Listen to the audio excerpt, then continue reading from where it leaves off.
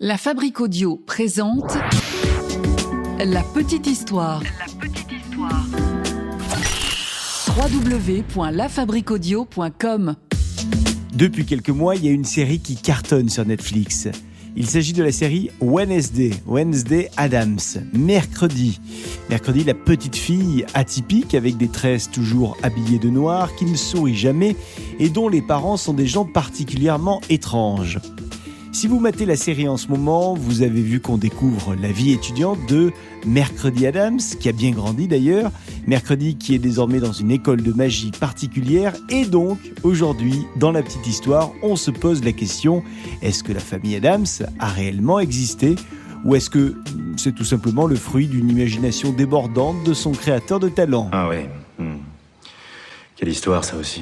Salut tout le monde, bienvenue dans un nouvel épisode de La Petite Histoire. Je suis Florent Mounier, c'est Alina de Brocéliande qui a écrit ce podcast de La Petite Histoire produit par La Fabrique Audio. Et c'est un épisode qui est mixé une nouvelle fois par Sébastien Girard. Vous nous retrouvez sur le www.lafabriqueaudio.com et sur l'ensemble des réseaux sociaux de La Petite Histoire. Alors, est-ce que la famille Addams a véritablement existé ? Est-ce que Wednesday, mercredi, a existé ? On ne va pas garder le suspense plus longtemps. La réponse est non. En fait, cette famille est née sous la plume d'un artiste, un artiste de génie, mais il s'est inspiré d'une famille bien réelle finalement, puisqu'il s'agit de la vôtre, la mienne, celle de tout le monde. Aujourd'hui, on va parler du créateur de la famille Addams, un certain Charles Addams. Ouais, il porte le même nom que ses personnages. Charles Addams est donc né le 7 janvier 1912 à Westfield, dans le New Jersey, aux États-Unis. Il est mort en septembre 88 à New York. Alors en fait, à l'origine de cette histoire de famille Addams, ce sont des dessins, des croquis dessinés par Charles Addams.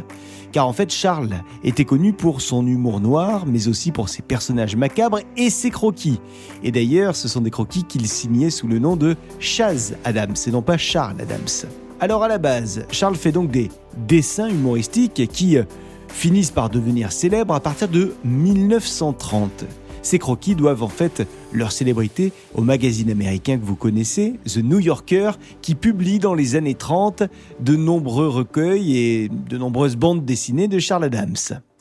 Charles Addams adore ça, créer des personnages atypiques, des personnages un petit peu bizarres, loufoques. Et l'originalité des histoires qu'il crée, c'est que ces histoires sont sombres. Ce sont des histoires atypiques, des histoires uniques pour l'époque. Charles Addams brosse en fait une caricature totalement déjantée de la représentation d'une famille américaine, la famille idéale du XXe siècle. La famille Addams, c'est une famille anti-famille où tous les codes de la bienséance sont inversés. Et comme vous le savez, la valeur de la famille respectable aux États-Unis est une valeur qui est bien ancrée, surtout à cette époque d'ailleurs. Donc ces histoires écrites par Charles Addams détonnent totalement de ce qu'on peut lire à l'époque habituellement.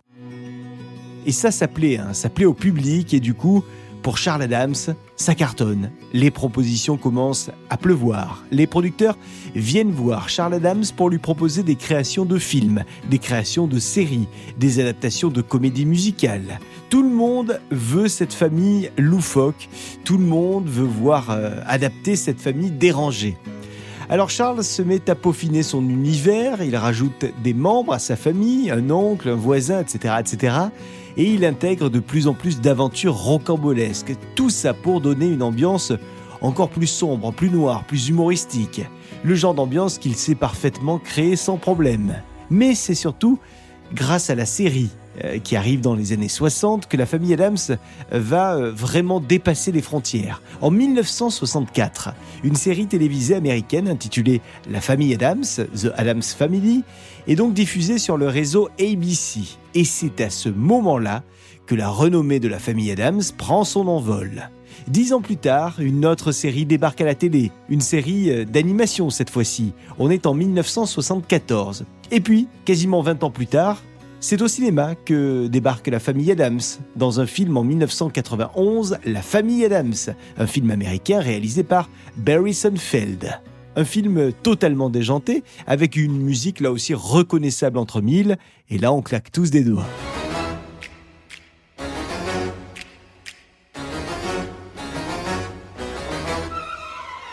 Tiens, savez-vous d'où est venue l'inspiration du prénom Mercredi ?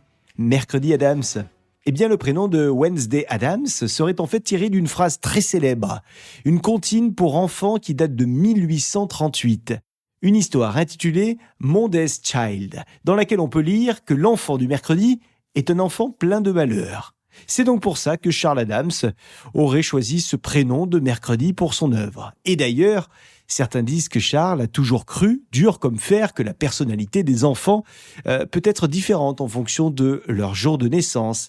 Ainsi, un enfant qui naît un mercredi, jour de Mercure, sera toute sa vie associé au malheur, selon Charles. Alors qu'un enfant qui naît un dimanche, jour du soleil, sera un enfant bon et un enfant lumineux. Bon, pour revenir à notre question initiale, est-ce que la famille Addams a existé ou existe ?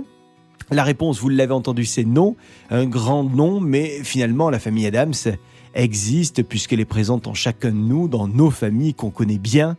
Et ce qui marche dans cette écriture de Charles Addams, c'est qu'il arrive à montrer, à travers des personnalités atypiques, comment se compose une famille traditionnelle et surtout une famille américaine. Et d'ailleurs, chacun a quasiment la même importance dans cette famille. Tous les personnages sont mis en lumière et on finit par accepter chaque membre qui la compose sans jugement. Charles Addams, ou plutôt Chas Addams, a dessiné au cours de sa carrière plus de 1300 cartoons. Et la plupart ont été publiés dans le magazine américain The New Yorker. Et c'est donc grâce à Charles Addams qu'on peut voir aujourd'hui la série Wednesday sur Netflix. Et vous, est-ce que vous matez cette série ? Dites-le nous sur les réseaux sociaux de La Petite Histoire. Voilà pour cette petite histoire qu'Alina de Brocéliande a eu le plaisir d'écrire pour vous. C'est Sébastien Girard qui l'a mixé. Et moi, je vous l'ai narré. Si cet épisode vous a plu, la seule chose qu'on vous demande, c'est de liker, partager, commenter sur les réseaux sociaux.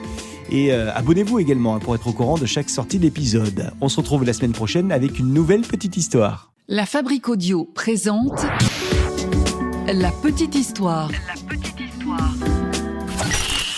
Vous souhaitez devenir sponsor de ce podcast ? contact@lafabriqueaudio.com. Avant de se quitter, je vous rappelle que La Fabrique Audio crée des contenus audio pour les marques, les entreprises, les collectivités. On fait des web radios et des podcasts. Si vous êtes intéressé pour en savoir plus, vous nous envoyez un petit message par mail, contact@lafabriqueaudio.com, la fabrique avec un K.